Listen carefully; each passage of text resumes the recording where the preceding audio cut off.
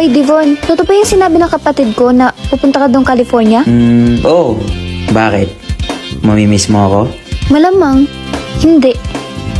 3 years lang ako doon. Huwag kang mag-alala. Sayong-sayo lang ako. Si Devon ba yan?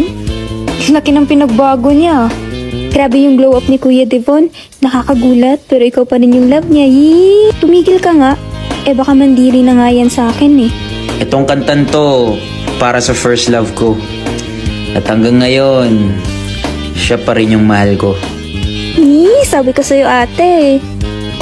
Bakit? Ako ba first love niya? Panalangin ko sa habang buhay, makapiling ka, makasama ka, yan ang panalangin ko. Hoy babae!